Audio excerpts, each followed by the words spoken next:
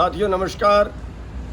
साथियों, आपको पता है कि पिछले 7 महीने से ज़्यादा से आंदोलन चल रहा है। हम दिल्ली के बॉर्डर पर बैठे हुए हैं। 550 किसानों की अब तक शहीदियाँ हो चुकी हैं।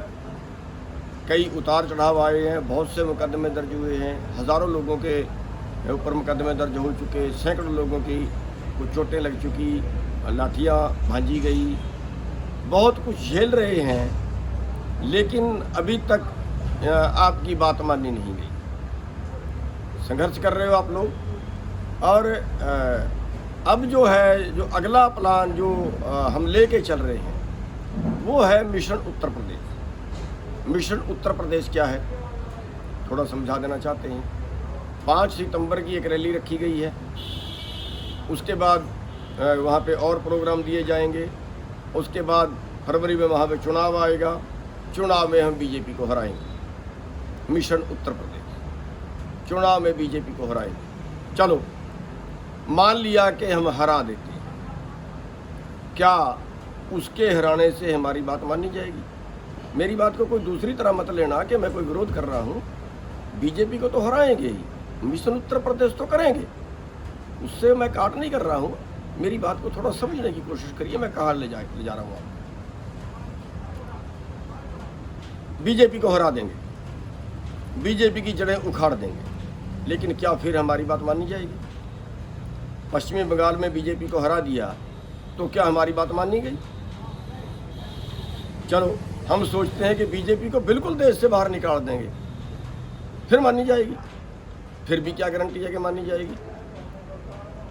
क्या हम ये सोच सकते हैं कि जिस दिन का बीजेपी आई है उसी दिन से किसान गरीब है, या उसी दिन से गरीब और गरीब होता जा रहा है, अमीर और अमीर होता जा रहा है? अगर हम पिछले 20 साल का इतिहास उठा के देखें तो 3.5 से 4 लाख किसान सुसाइड कर चुके हैं कर्जे की वजह से। 2 लाख के कर्जे में, 1 लाख के कर्जे में किसान आत्महत्या कर गए, और अरबों रुपए के कर्जे में एक भी आदमी आज तक देश में आत्महत्या नहीं की।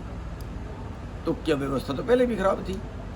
किसान के लिए तो पहले भी खराब थी, किसान के लिए तो अब भी खराब है। बस इन्होंने और ज़्यादा स्पीड पकड़ ली, इन्होंने बड़ा गेयर लगा दिया, ये जल्दी जल्दी के चक्कर में पड़ गए।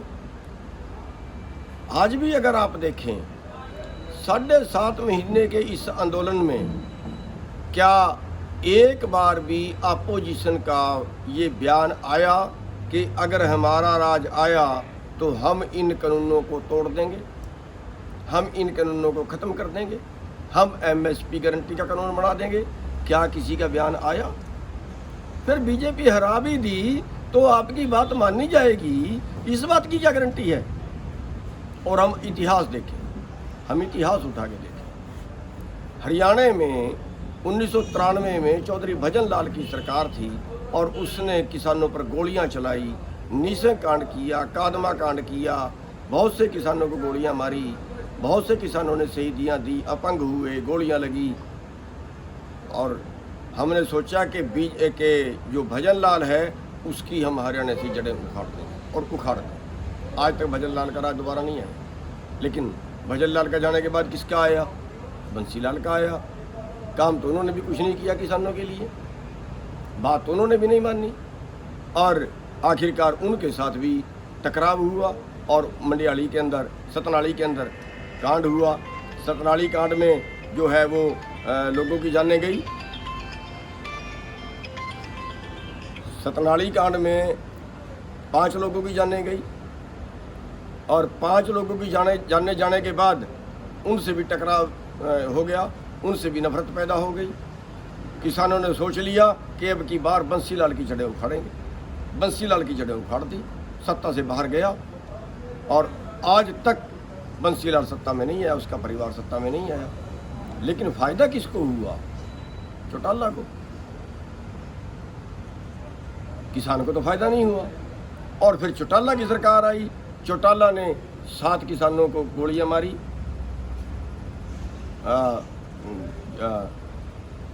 कंडेला में 1600 गोली चली, गुलकनी में 7 किसान मारे गए।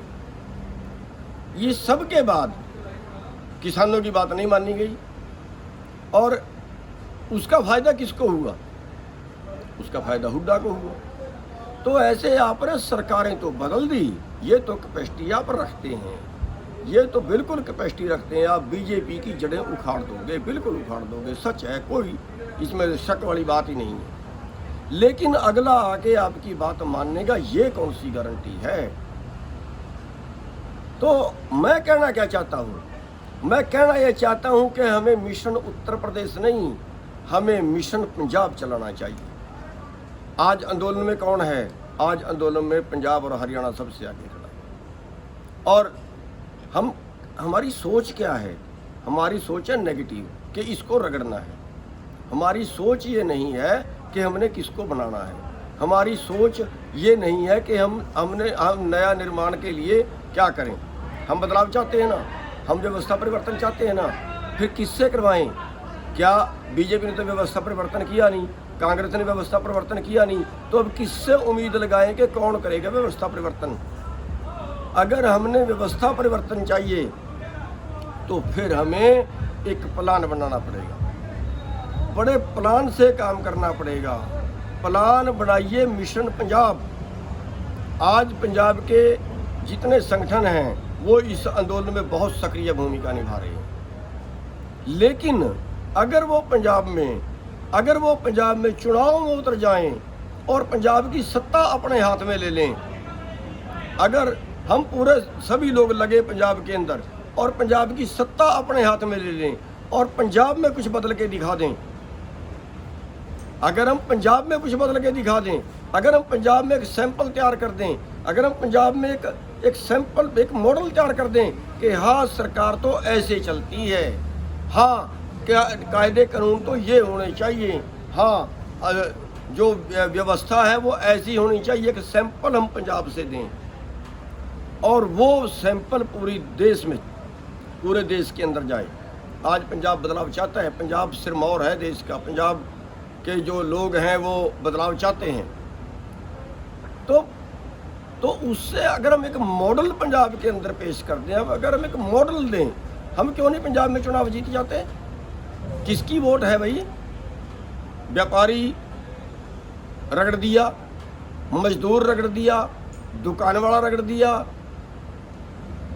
किसान रगड़ दिया, सारे वर्ग तो इन्होंने रगड़ दिए। और वोट किसकी है? अब के साल में 97, जो अब नए आंकड़े आ रहे हैं, 97% लोगों की जो आमदन है वो कम हुई है और 3% लोगों की आमदन बढ़ी है।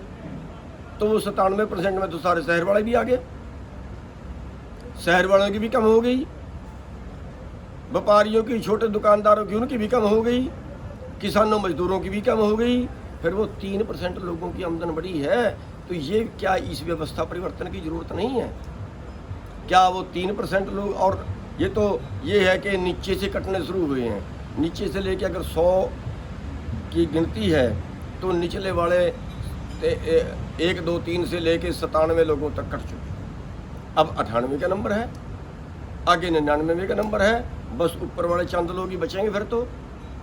इसलिए अब व्यवस्था परिवर्तन की ज़रूरत है और पंजाब चाहता है व्यवस्था परिवर्तन, इसलिए मिशन पंजाब की ज़रूरत है। मिशन उत्तर प्रदेश तो होगा बीजेपी को हराने के लिए, और मिशन पंजाब चाहिए एक मॉडल पेश करने के लिए, एक उदाहरण पेश करने के लिए, एक सैंपल पेश करने के लिए।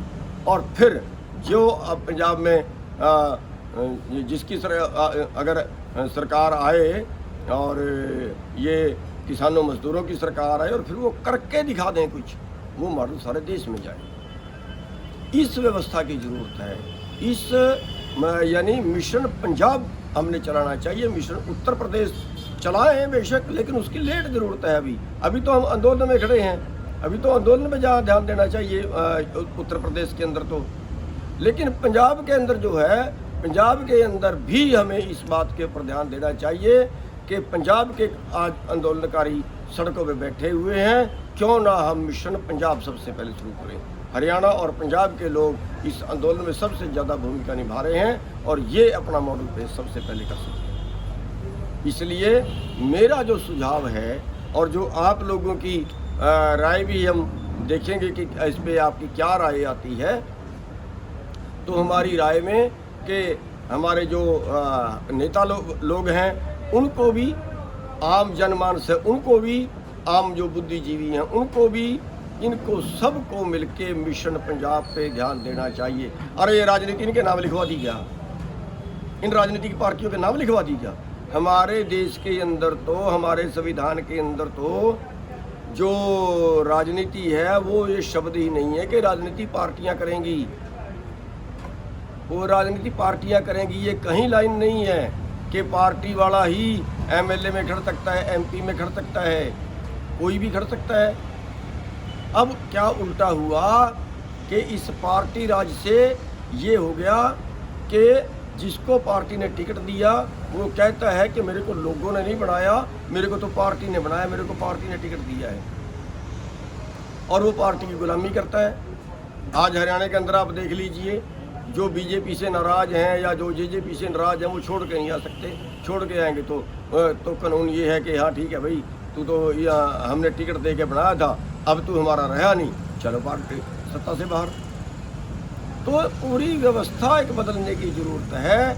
और ये जो राजनीति है, अरे वोट आपकी है, 65 वोट तो 100 में से 65 तो किसानों मजदूरों की है जो खेती से जुड़े लोग हैं, और अब तो शहर वाले भी आपके साथ लगने के लिए तैयार बैठे हैं।